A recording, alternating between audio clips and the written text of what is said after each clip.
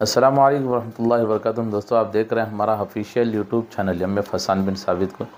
آج آپ لوگوں کی خدمت میں بہت ہی قیمتی بیان جو صوبہ کرناٹک کا ہمارا جو سلطان شاہ کا 4 ماہ میں جو جوڑ ہوتا ہے، اس کی بہت کام کی اور کارگزاریاں جو ہمارے اکابرین جو باہر ملکوں میں جا کر جو اجتماعات کیے، محنتیں کیے، اس کی ایک تفصیلی اور بہت قیمتی کارگزاری ہمارے شہر کے حضرت مولانا مفتی مزمل صاحب قاسمی دارالعلوم ملباغ المحتمیم نے بعد مغرب جو ہے مدینہ مسجد میں بہت ہی قیمتی کارگزاری ہمارے سامنے رکھی ہے۔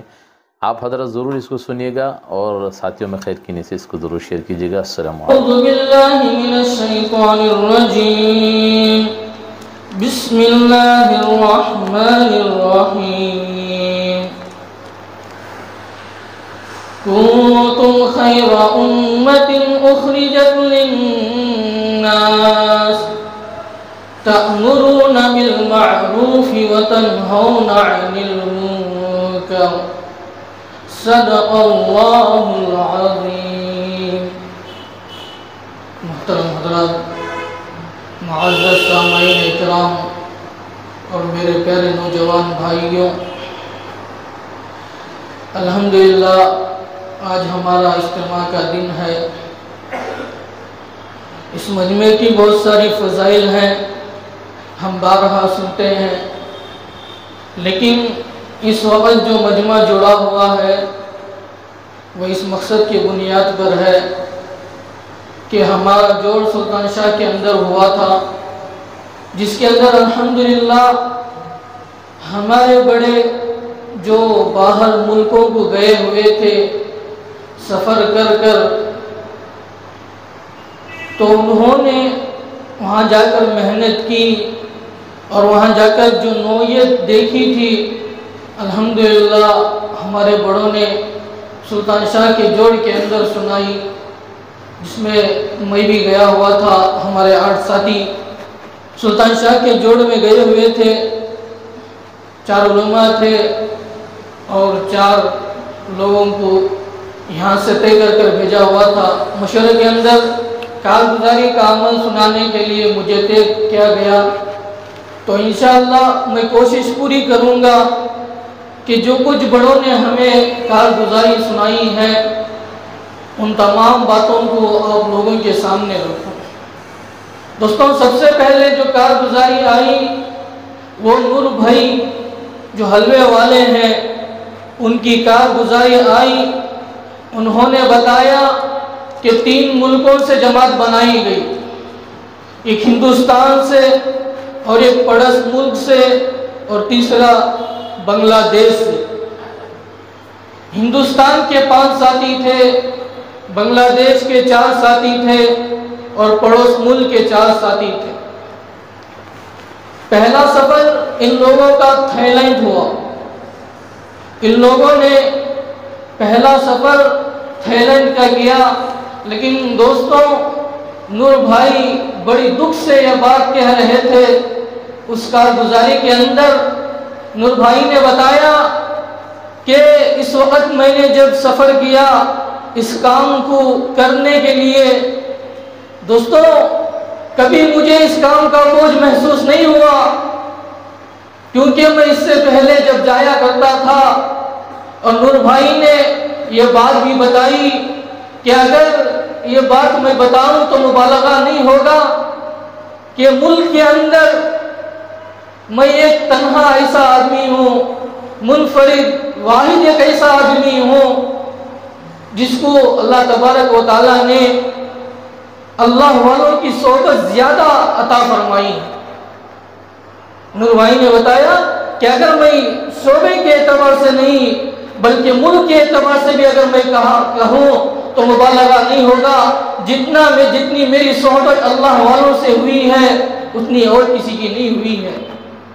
یہ بتاتے ہوئے نور بھائی نے بتایا کہ اس سے پہلے میں نے خادم بن کر چلا ہوں اللہ والوں کے ساتھ، لیکن اس وقت مجھے ذمہ داری دے کر بھیجی گئی تھی۔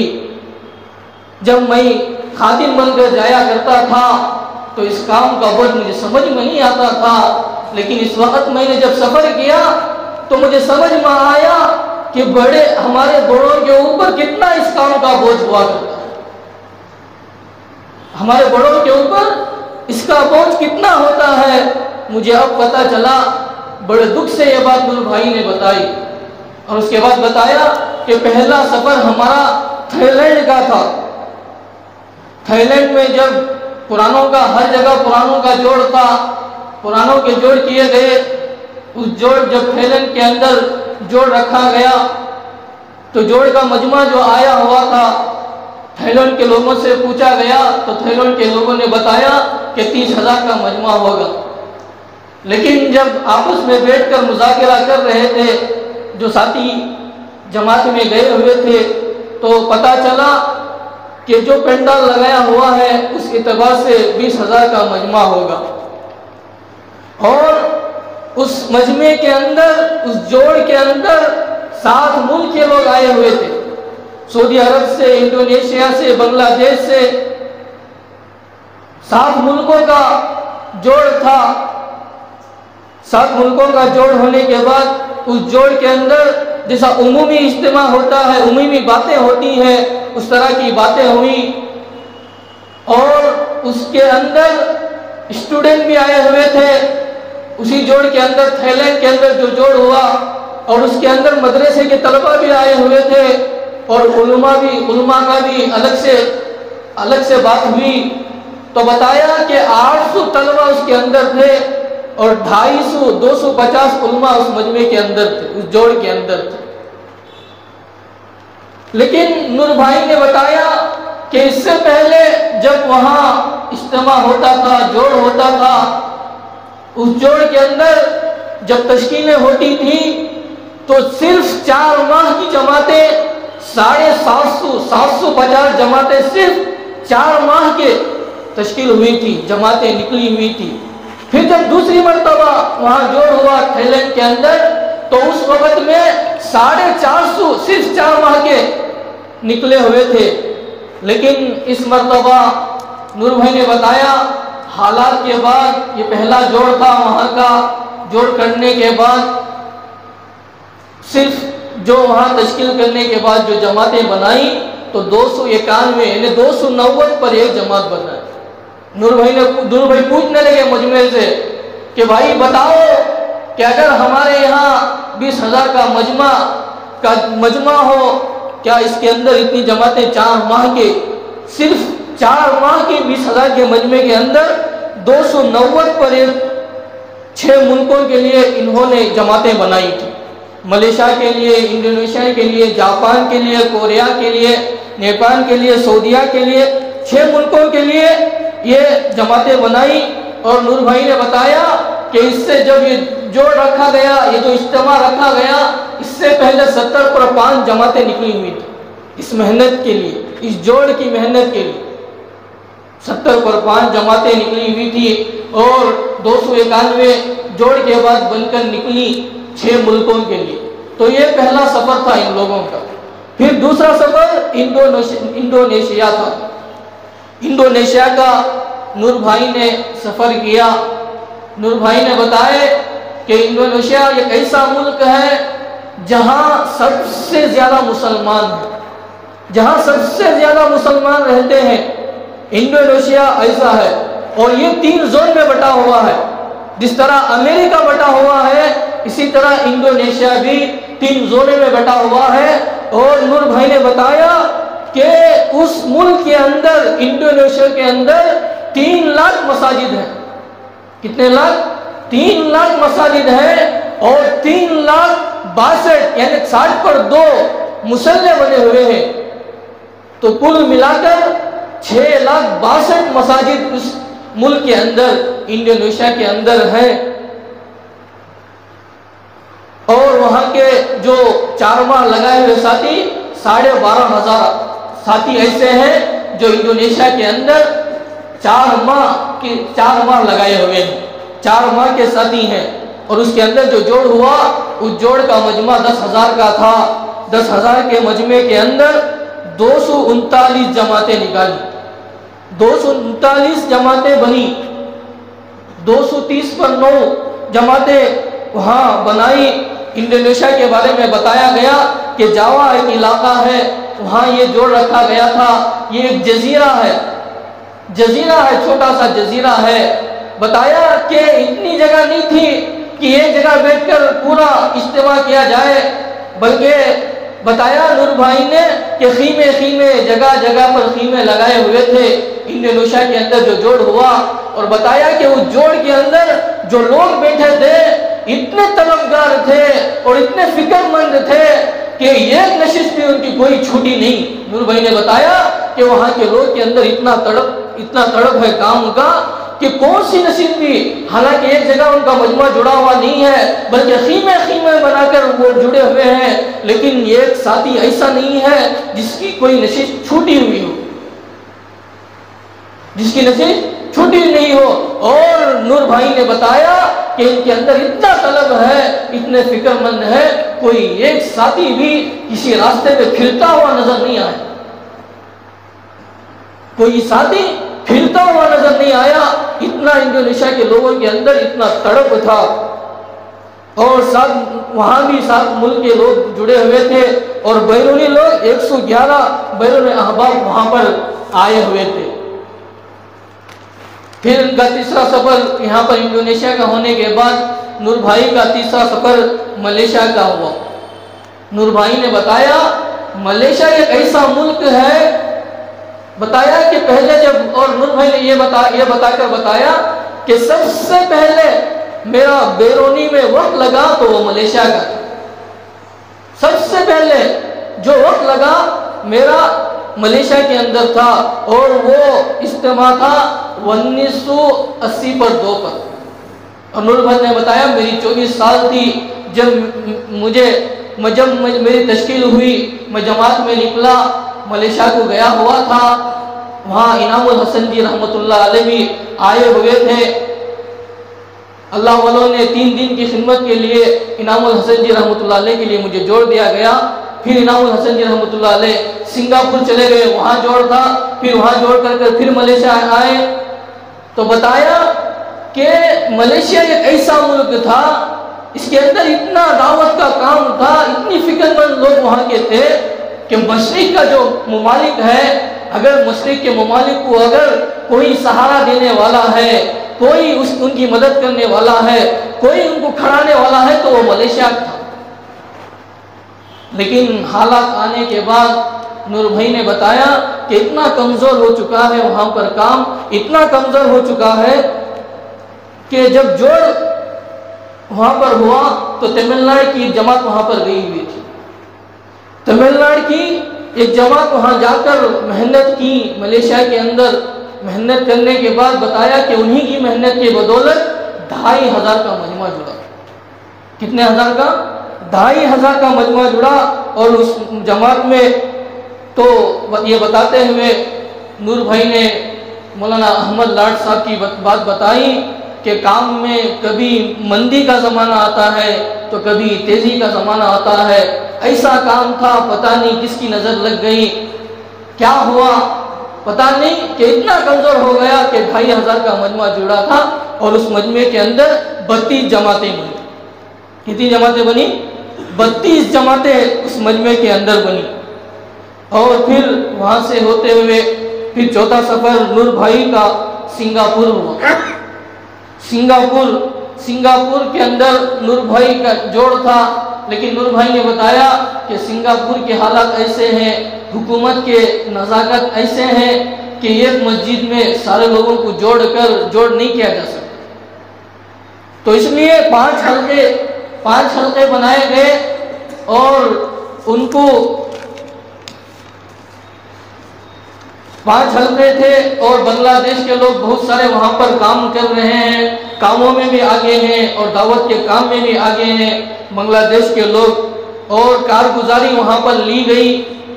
IT والوں کے اوپر بنگلہ دیش والے لوگ نے اچھی محنتیں کی تھی، الحمدللہ کام وہاں اچھا چل رہا ہے۔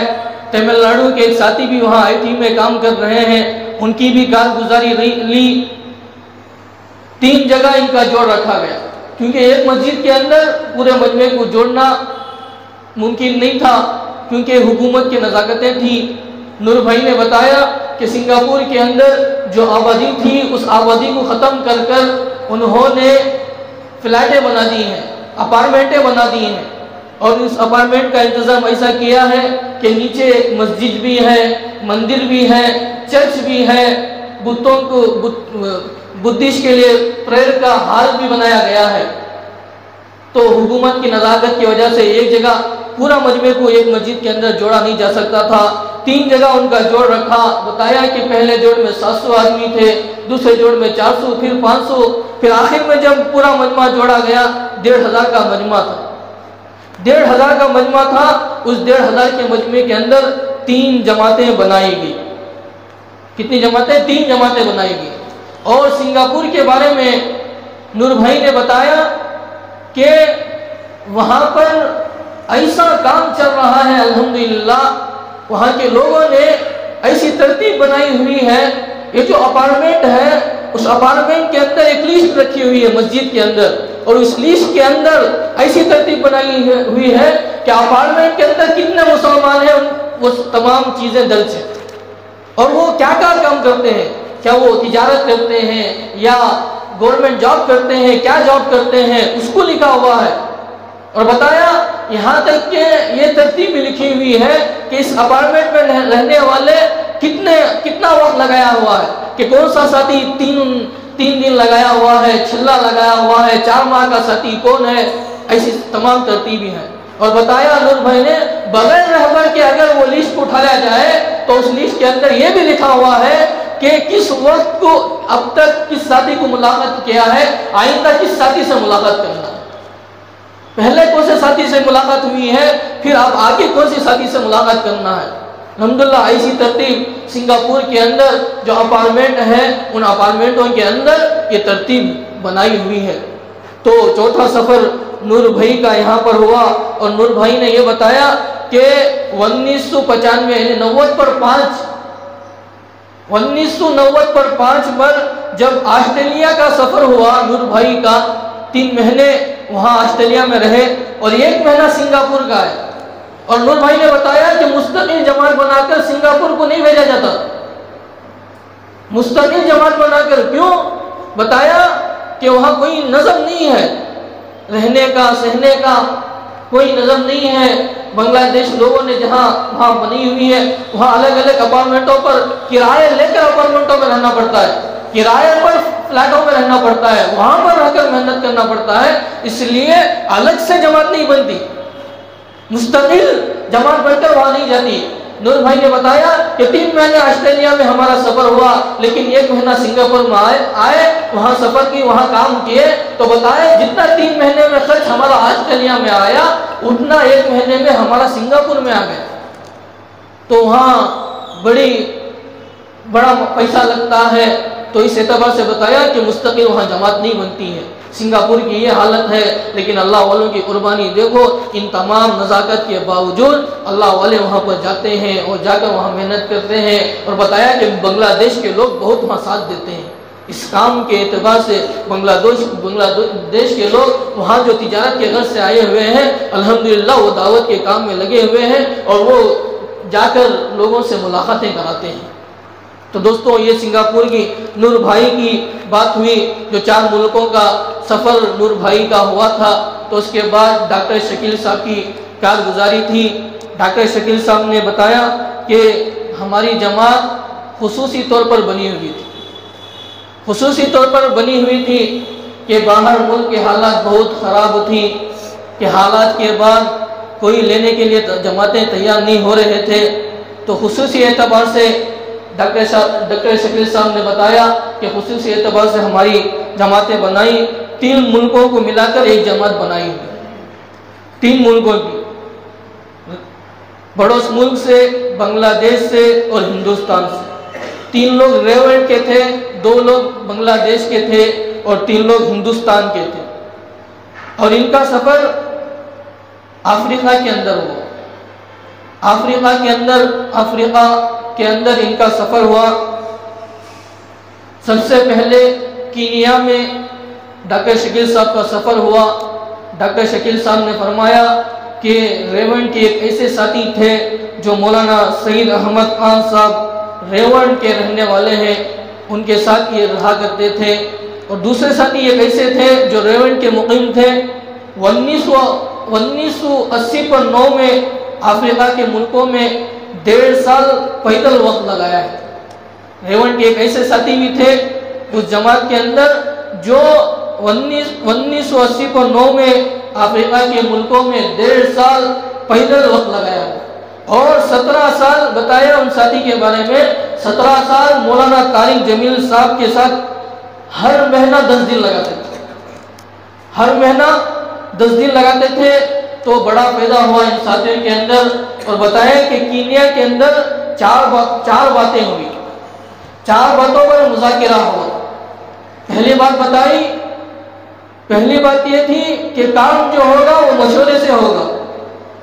ڈاکٹر شکیل صاحب نے بتایا کہ 4 باتوں پر باتیں ہوئی۔ پہلی بات بتائی کہ کام مشورے سے ہوگا، اور اس کام کی 2 خصوصیتیں ہیں، ایک اجتماعیت اور دوسرا بتایا نقل و حرکت، مل جل کر کرنا، چل پھر کر کرنا۔ اجتماعیت مل جل کر کرنا، اور نقل و حرکت چل پھر کر کرنا، یہ 2 بھی ہوگا مشورے سے ہوگا۔ بتایا کہ اس کے بارے میں مذاکرہ کر کر لوگوں کو، وہاں کے لوگوں کو، کینیا کے لوگوں کو سمجھا گیا اچھی طرح سے اس کے بارے میں۔ پھر بتایا دوسری بات، فضائل اعمال کو کھول کھول کر بیان کرنے کے بارے میں باتیں بتائیں گی، کیونکہ حالات کے بعد وہاں کینیا کے اندر، ملکوں کے باہر ملکوں کے اندر فضائل اعمال بند کر دیے تھے، اس کی تعلیم نہیں ہو رہی تھی۔ تو بتایا کہ دوسری بات یہ ہوئی کہ فضائل اعمال کو کھول کھول کر بیان کیے گئے، کھول کھول کر۔ کیوں؟ فضائل اعمال کے اندر زکوٰۃ کا تذکرہ بھی ہے، نماز کا ذکر بھی ہے، ذکر کا بھی تذکرہ ہے، صلح رحمی کا ہے، صحابہ کی زندگیاں ہیں، قرآن مجید کے فضائل ہیں، صدقات کے اندر بہت سارے اللہ والوں کے واقعات ہیں۔ بتایا کہ اس کو کھول کھول کر بیان کرنے کے بارے میں مذاکرہ ہوا۔ اور تیسری بات بتائی کہ گھر گھر کی ملاقاتیں وہاں بند ہو چکی تھی، گھر گھر کی ملاقاتیں بند ہو چکی تھی، کیونکہ ان لوگوں کو یہ بتا دیا گیا تھا کہ بازار کے اندر جا کر دعوت دینا یہ سنت کے خلاف ہے۔ ان لوگوں کے دماغ میں یہ باتیں ڈال دی گئی تھی کہ بازاروں کے اندر جا کر دعوت دینا یہ سنت کے خلاف ہے۔ تو اس لیے بتایا کہ فرد گھر گھر جا کر ملاقاتیں ختم ہونے کی وجہ سے وہاں کام بالکل کمزور ہو چکا ہے۔ تو اس کے بعد اس بات کے اوپر تیسری بات مذاکرہ ہوا، اور چوتھی بات بتائی کہ صلاحیت والا طبقہ ان کے اوپر محنت چھوڑ گئی تھی۔ تو صلاحیت والا طبقے کے عنوان پر وہاں مذاکرہ ہوا۔ صلاحیت والا طبقہ یعنی طلبہ، اسٹوڈنٹ،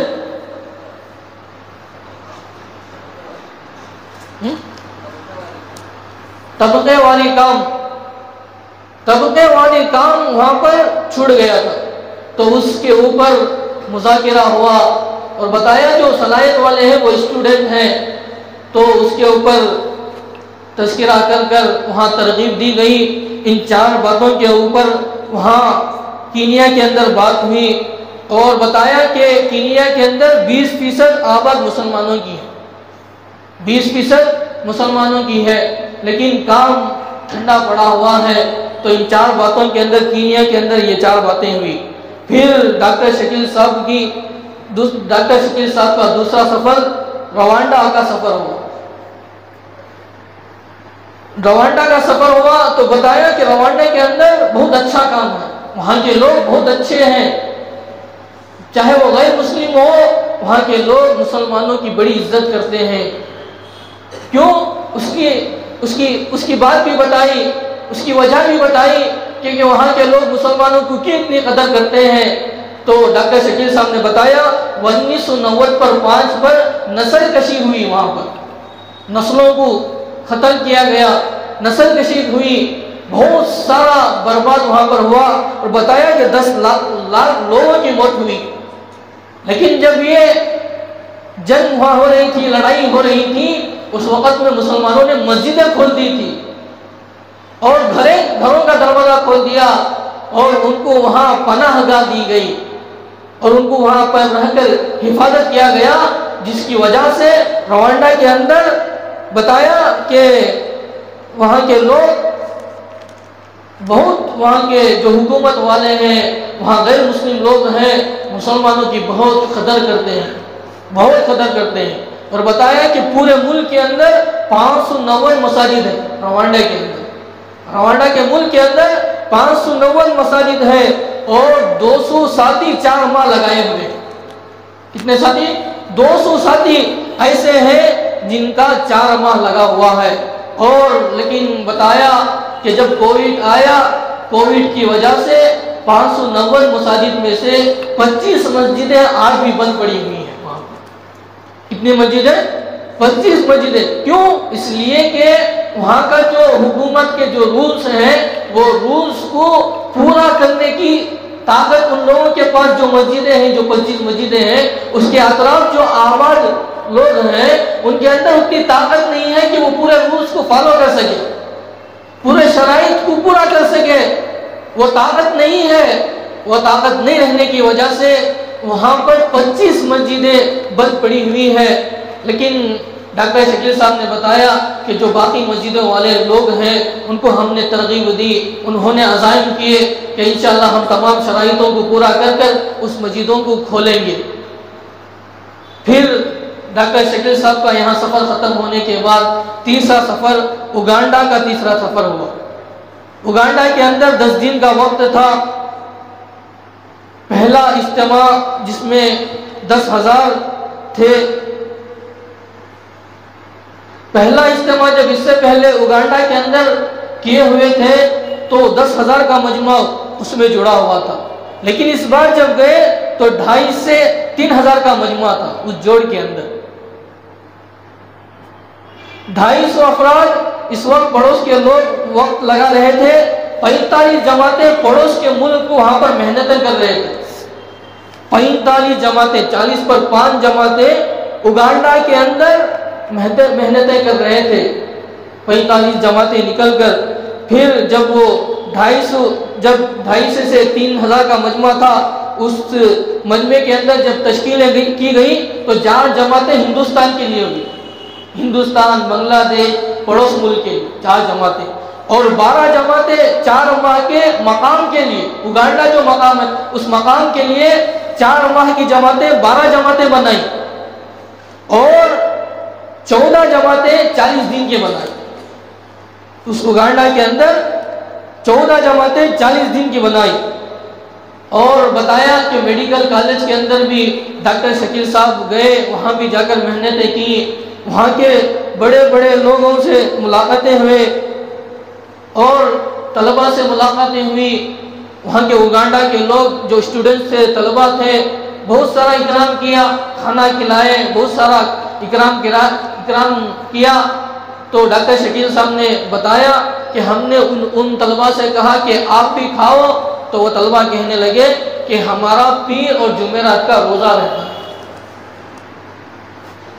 پیر اور جمعرات کا ہمارا روزہ رہتا ہے۔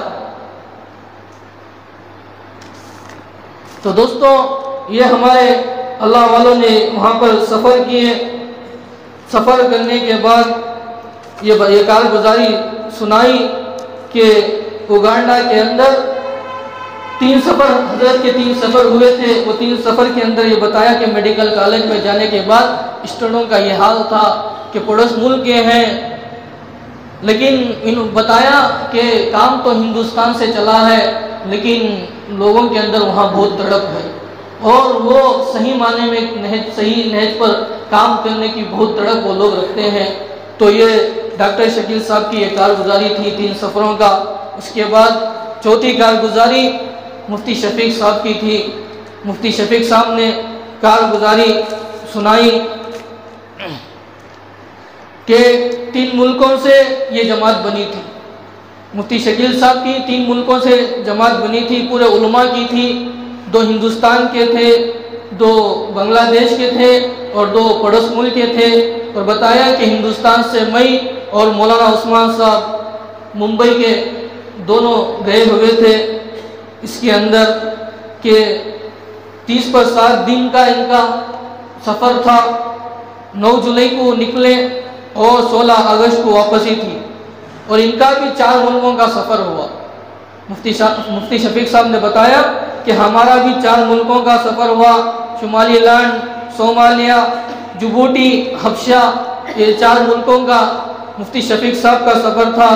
بتایا کہ جب ہرگیزہ پہنچے، ہرگیزہ سے شمالی لینڈ کو جانا تھا، 5 دن شمالی لینڈ میں ان کا سفر تھا، اور پھر 5 دن صومالیہ جس کا کیپٹل سٹی مقدوشہ ہے، پھر 5 دن جبوٹی میں ہوا اور 18 دن حبشہ میں وقت لگائے۔ اور مفتی شفیق صاحب نے بتایا کہ جب ہرگیزہ میں تھے، ہرگیزہ سے جب ہم شمالی لینڈ کو جانا تھا تو وہاں 3 ملکوں کے لوگوں کو جما لیا گیا، 3 ملکوں کے لوگوں کو جما لیا گیا۔ کیوں؟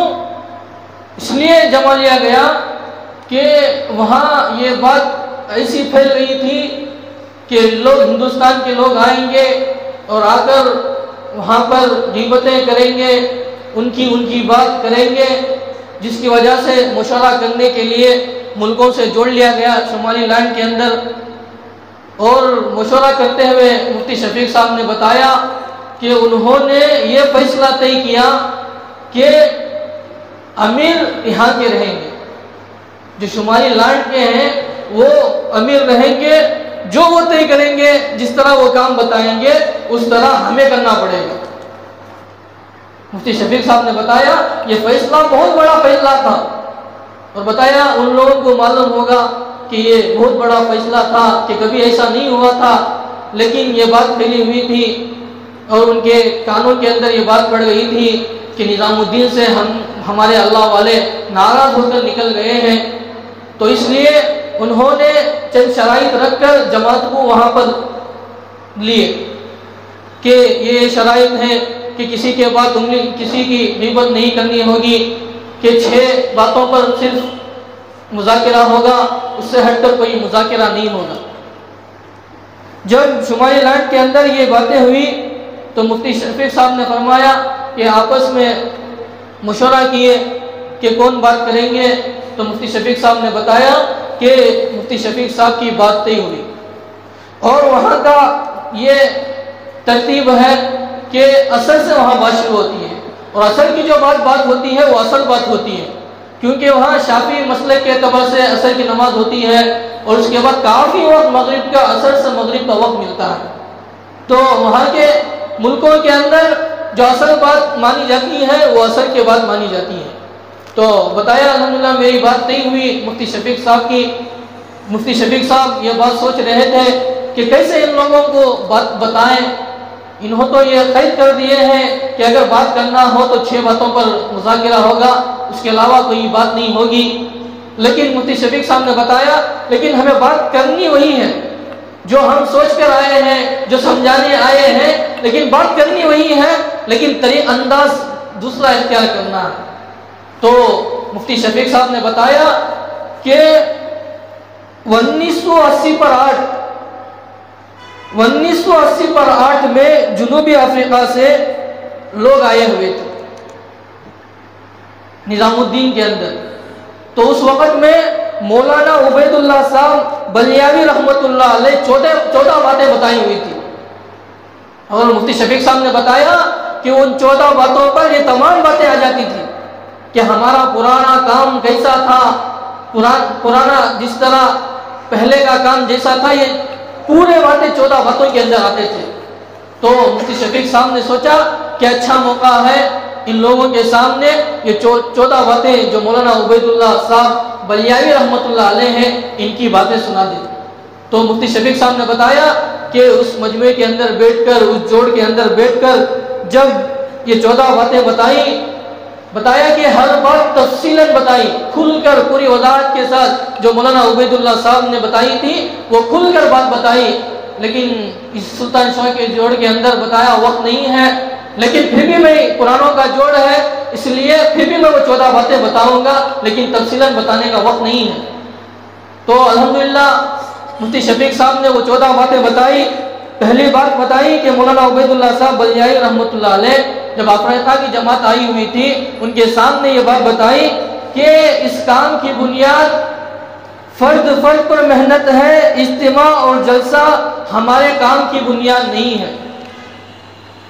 بتایا ہمارا کام جو دعوت و تبلیغ کا کام کی جو بنیاد ہے فرد پر محنت ہے، اجتماع یہ جلسہ ہمارے کام کی بنیاد نہیں ہے۔ یہ اجتماع جو کرتے ہیں یہ ضرورت کے وقت پر، تقاضے کے وقت پر کرتے ہیں، لیکن ہمارے کام کی بنیاد فرد پر محنت ہے۔ پہلی بات بتائی۔ پھر دوسری بات بتائی کہ ہمارے کام کی بنیاد قدم ہے، قلم نہیں ہے۔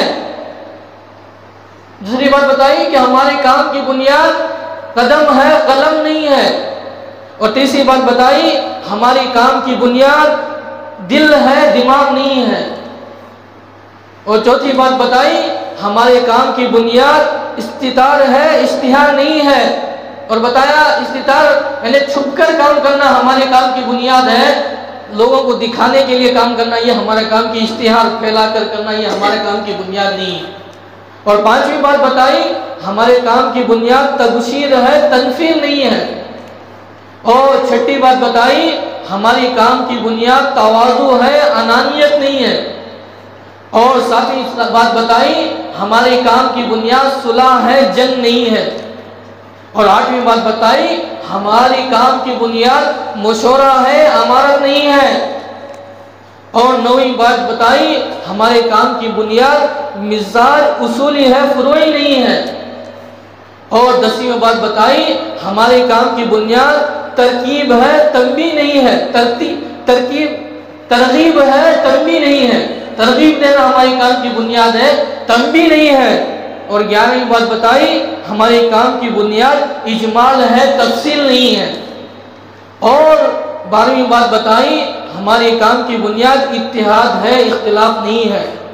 اور 13ویں بات بتائی، 13ویں بات کو حضرت نے تواضع اور انانیت ہی بتائی، تو اور 13ویں بات کو وہی بتائی جو بتائی وہ بات ہم نے لکھی ہوئی ہے۔ اور 14ویں بات بتائی حضرت نے ہمارے کام کی بنیاد عمل بالمعروف ہے، نہیں عن المنکر نہیں۔ تو دوستو یہ 14 باتیں جب اس جوڑ کے اندر مفتی شفیق صاحب نے رکھی تو مفتی شفیق صاحب نے بتایا کہ پھر جب اگلے دن جوڑ ہوا، جب بات آئی تو وہاں کے لوگ آ کر، وہاں کے جو ذمہ دار تھے وہ آ کر کہنے لگے کہ پھر ہمیں وہی 14 باتیں سناؤ۔ اتنی باتیں اس کے اندر متاثر تھی کہ تفصیلاً بتائی گئی ہوئی تھی، تو آ کر کہنے لگے وہاں اس جماعت کو کہ پھر ہمیں وہی باتیں بتاؤ۔ تو یہ باتوں کے اندر بہت فائدہ ہوا۔ پھر مفتی شفیق صاحب نے بتایا کہ کسی طرح ہمیں یہ بات بتانا ہے کہ لوگوں کے دماغوں کے اندر، ذہنوں کے اندر یہ بیٹھے ہوئے ہیں کہ ہمارے اللہ والے نظام الدین سے ناراض ہو کر نکل گئے ہیں، اس کی اصل بنیاد کیا ہے یہ بتانا مقصود تھا۔ اس لیے وہاں کے جو شورا کے لوگ ہیں، وہاں کے جو ذمہ دار لوگ ہیں ان کو الگ سے جوڑا گیا، الگ سے جوڑ کر ان کو تفصیلاً بات بتائی کہ کس بنیاد پر ہم نے چھوڑنا پڑا۔ تو انہوں نے ان باتوں کو قبول کیا اور عزائم کیے کہ الحمدللہ ہم بھی ایسا ہی کام کریں گے۔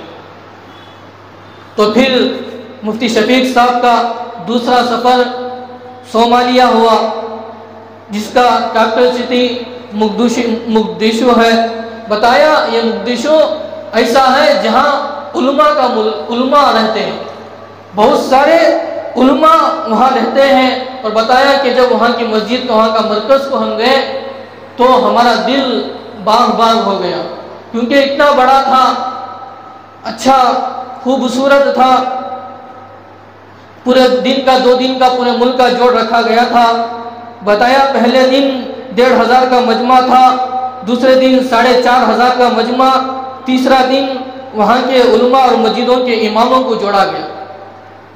مقدشو کے اندر علماء بہت اچھا کام کرتے ہیں، ساتھ دیتے ہیں، تو اس لیے وہاں کے مسجد کے جو امام ہیں وہ بھی ملاقاتیں کراتے ہیں، تو وہاں کے علماء کو اماموں کو مسجدوں کے اماموں کا جوڑ رکھا گیا تیسرے دن۔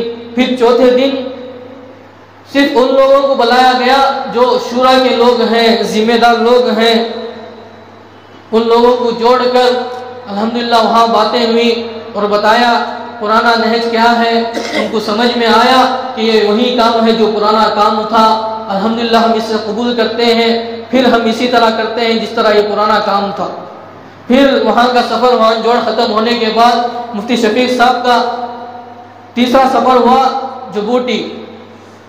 جبوٹی کے اندر مفتی شفیق صاحب کا سفر ہوا، جس کے اندر 3 دن کا جوڑ رکھا گیا تھا، 3 دن کا جوڑ رکھا گیا تھا، اور بتایا کہ جبوٹی کے اندر بہت بہترین کام چل رہا ہے، ہمارا کام بہت بہترین انداز میں چل رہا ہے، اور بتایا کہ وہاں کے جو پارلیمنٹ کے لوگ ہیں، طرح طرح کے لوگ ہیں، ہر ایک طبقے کے آفیسروں سے ملاقات کی گئی جبوٹی کے اندر، اور وہاں کے آفیسر بہت ہی قدر کے ساتھ، ادب کے ساتھ ہماری ملاقات کی، اور کارگزاری لینے کے بعد جبوٹی کے اندر پتہ چلا کہ کارگزاری کے اندر یہ باتیں آئی کہ جبوٹی کے اندر کوئی ایک ساتھی ایسا نہیں ہے جس کا 3 دن سے کم وقت نہیں لگا ہو، ہر ایک ساتھی کا جبوٹی کے اندر 3 دن تو لگا ہی ہوا ہے ہر ساتھی کا، اور بتایا کہ مستورات کی کارگزاری لی گئی تو جبوٹی کے اندر معلوم ہوا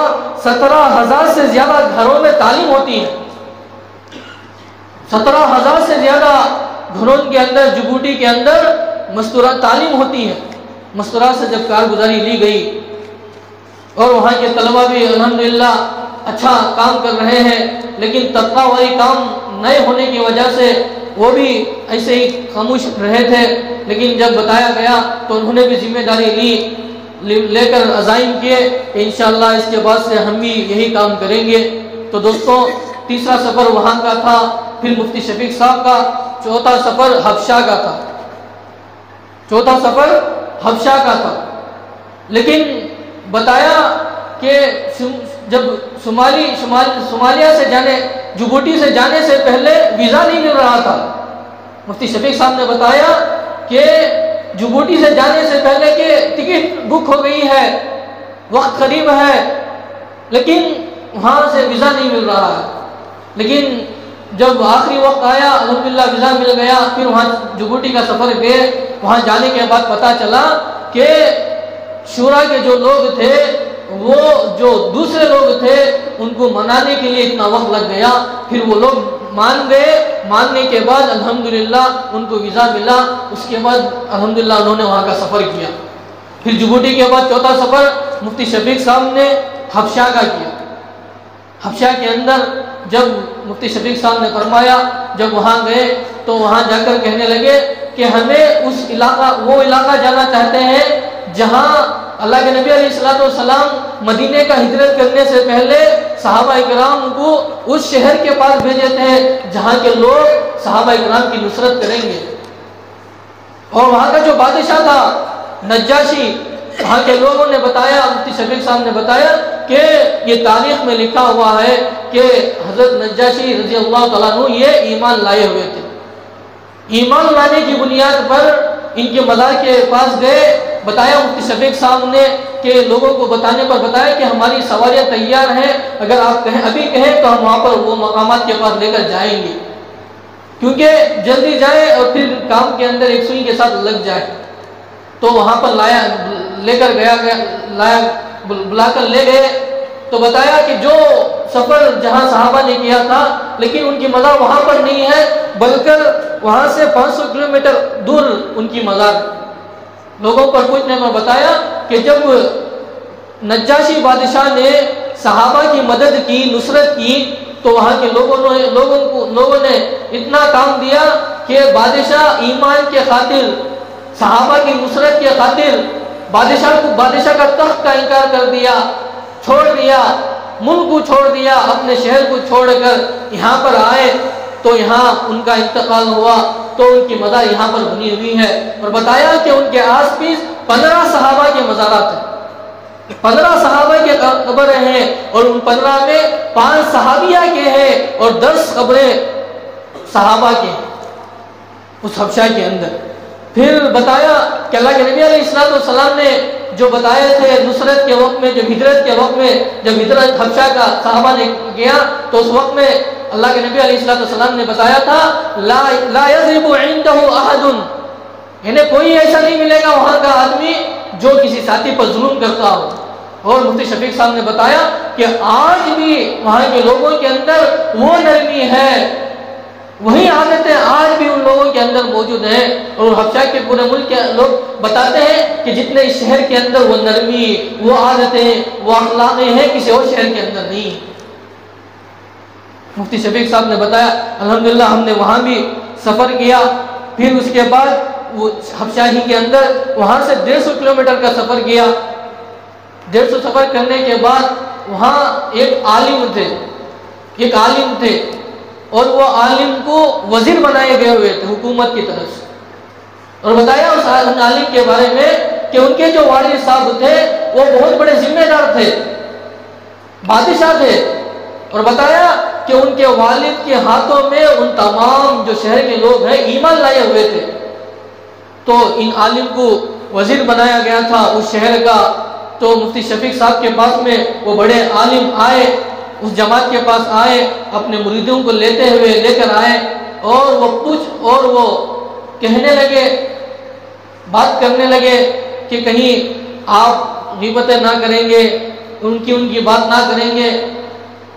تو انہوں نے بتایا، حالانکہ یہ کام سے جڑے ہوئے تھے یہ عالم، تو بعد میں پتا چلا کہ لوگوں نے یہ ذہن میں ان کے پاس گئے ہوئے تھے، یہ جو وزیر تھے ان کے پاس گئے تھے کہ یہ جو جماعت آ رہی ہے یہ ہمارے درمیان میں اختلاف پیدا کر دے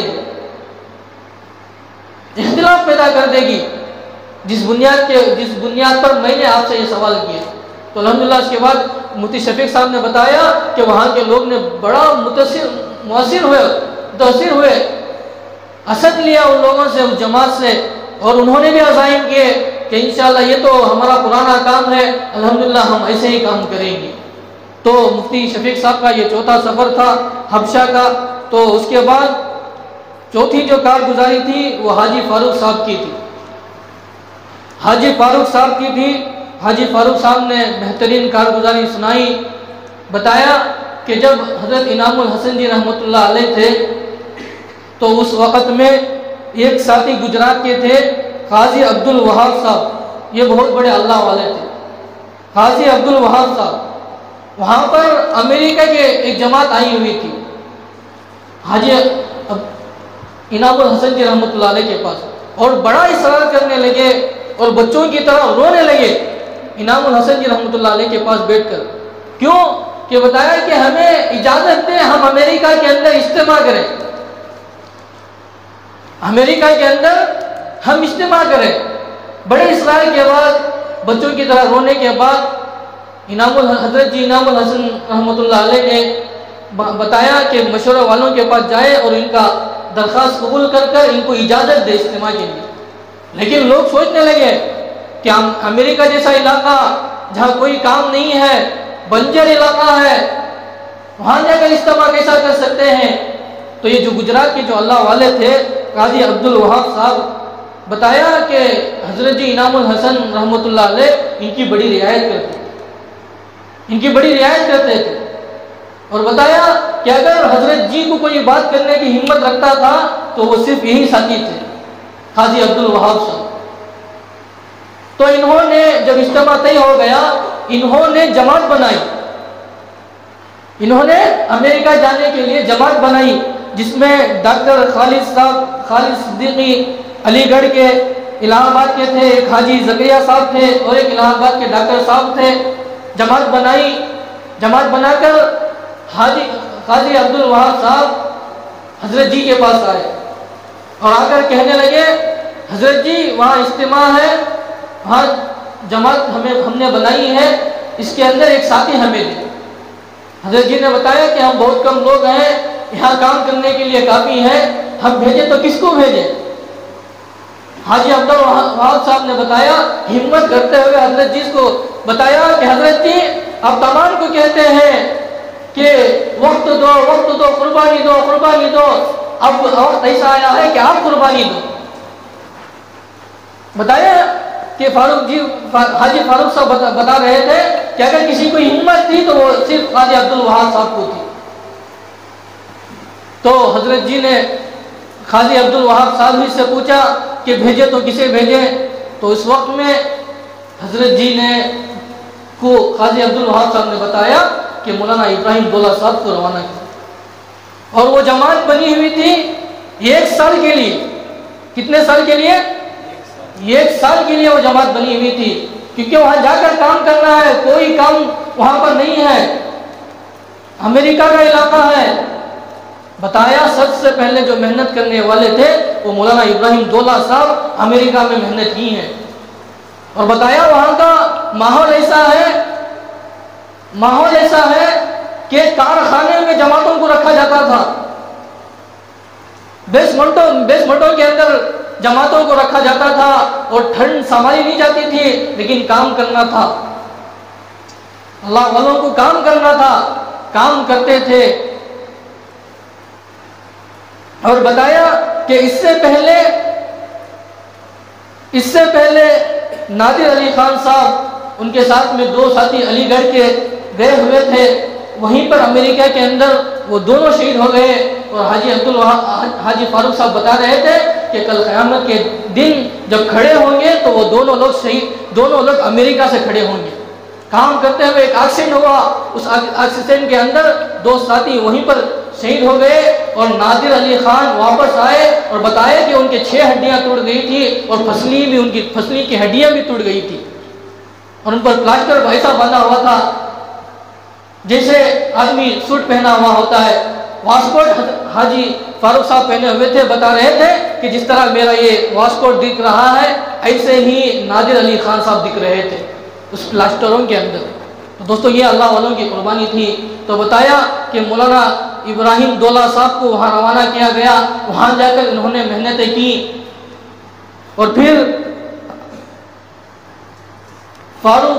حاجی فاروق صاحب ابھی وہاں کا سفر کر آئے کہ حاجی فاروق صاحب اور مولانا احمد لاٹ صاحب کا امریکہ کے اندر طے ہوا، اور یورپ کے اندر مولانا ابراہیم دولہ صاحب کا سفر طے ہوا، اور وہاں یورپ کے اندر جوڑ رکھے ہوئے تھے تو لیکن وہاں جو پرانے ساتھی تھے ان تمام ساتھیوں میں سے پورے ساتھی کا انتقال ہو گیا تھا، لیکن ایک ساتھی تھے جن کا نام شریف عبد العزیز ہے۔ وہ ساتھی جب وہاں جوڑ رکھا گیا تو پتہ چلا کہ ہندوستان سے اللہ والے آ رہے ہیں، تو وہ ساتھی کیونکہ جڑیں بیج جو ڈالی تھی وہ مولانا ابراہیم دولہ صاحب ڈالے تھے، اور ان کی خواہش تھی، شریف عبد العزیز صاحب کی یہ خواہش تھی کہ مولانا ابراہیم دولہ صاحب نے بیج ڈالی ہے وہ پھل بھی وہی دیکھے آ کر، کہ جوڑ کے اندر آ کر پھل دیکھے مولانا ابراہیم دولہ صاحب، ان کی یہ خواہش تھی، اور انہوں نے ایک وائس ریکارڈنگ مولانا ابراہیم دولہ صاحب کو بھیجی۔ اور حاجی فاروق صاحب بتا رہے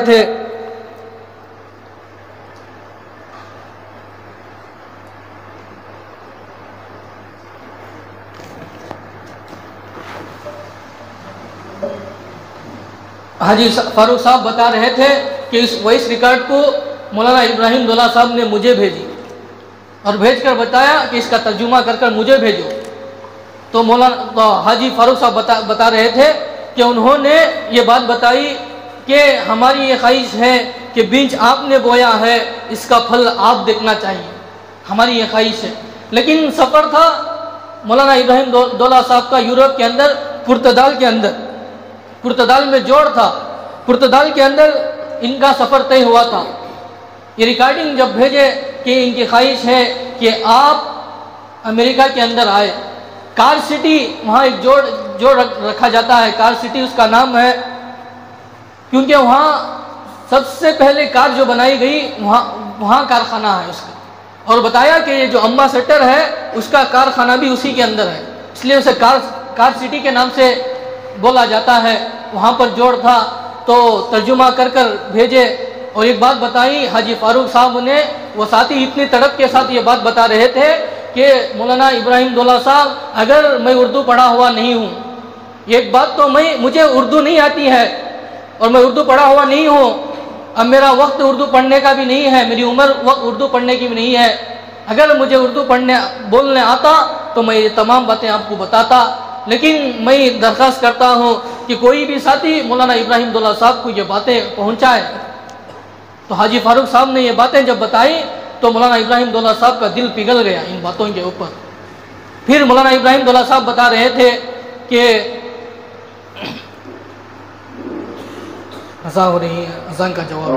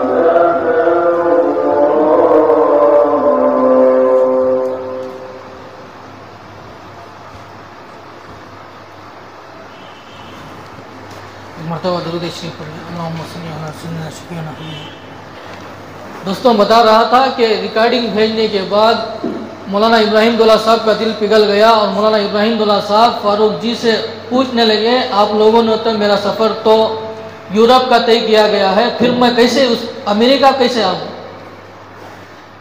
یورپ کے اندر پرتگال میں جوڑ تھا، انگلینڈ میں جوڑ تھا، کینیڈا کا سفر تھا، میں یہ تمام سفر طے کر کیسے آؤں؟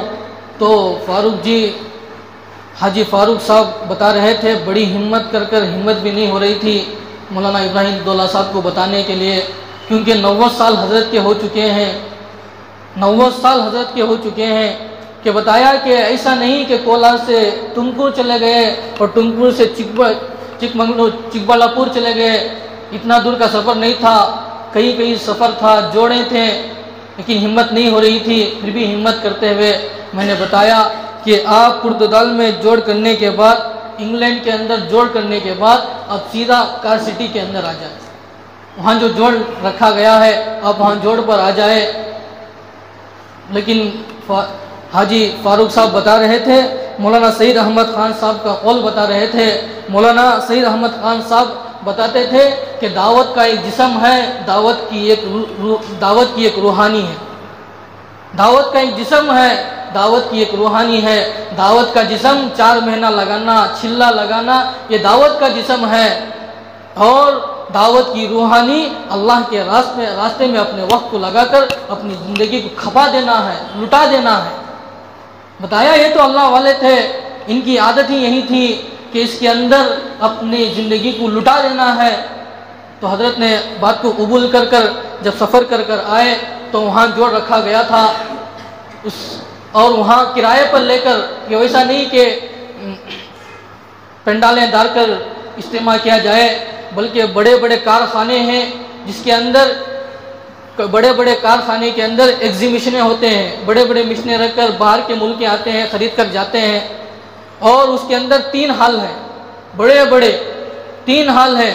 اور وہاں کی یہ ترتیب ہے کہ جس حال کے اندر نماز اور بیان کیا جائے اس حال کے اندر نہ سونا ہے نہ کھانا ہے، اور جس حال کے اندر کھانا ہے اس حال کے اندر صرف کھانا ہے، اور جس حال کے اندر سونا ہے اس حال کے اندر صرف سونا ہے، اور کوئی نہیں ہے.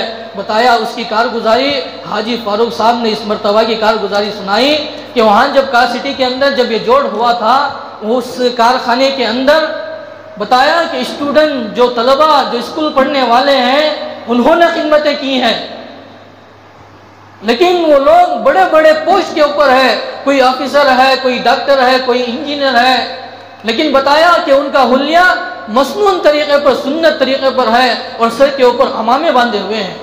اور بتایا کہ حافظوں کو جاب کرنے کے لیے اسی طرح ہم جاتے ہیں، کوئی رکاوٹ نہیں ہے وہاں پر. اور بتایا کہ کوئی اپنی اولاد اتنی خدمت نہیں کرتا جتنا کہ ان طلباء نے کیا ہے. اور یہ بتاتے ہوئے بتایا کہ فرعون کے محلوں میں موسیٰ پل رہے ہیں. حاجی فاروق صاحب نے بتایا جب میں نے ان طلباء کو دیکھا خدمت کرتے ہوئے کہ جس طرح بتایا کہ سلطان شور کے اندر جیسے جوان پارکنگ میں لگے ہوئے ہیں اس طرح لوگ ہر خدمت میں وہاں کے طلباء، وہاں کے پڑھے لکھے ہوئے ڈاکٹر انجینئر محنتیں کر رہے ہیں. اور ان طلباء کو دیکھ کر یہ حلیے کو دیکھ کر بتایا کہ فرعون کے محل میں موسیٰ پل رہے ہیں. جتنے اولاد بار بار بتایا کہ جتنی اولاد ہماری خدمت نہیں کرتی اتنی خدمت ان لوگوں نے کیا ہے. تو دوستوں یہ ہماری بڑوں کی کارگزاری ہے، میں نے پوری سنانے کی کوشش کی ہے. اس میں کوئی بھی کوتاہی ہو تو دوستوں میں اللہ سے معافی چاہتا ہوں کہ پوری سنانے کی کوشش کی لیکن وقت بھی نہیں ہے. تو دوستوں عشاء کے بعد بھی بات ہے اور عشاء کے بعد تشکیل بھی ہوگی. تو دوستوں جو بھی اب وقت دیا جائے گا ضرورت سے فارغ ہو کر نماز کو آ جائے. انشاءاللہ عشاء کے بعد بات ہوگی اور تشکیل ہوگی اور دعا ہوگی. تو دوستوں دعا پڑھ لیں مجلس کی. سبحان اللہ بحمدہ. لہو نبی کا جس میں یا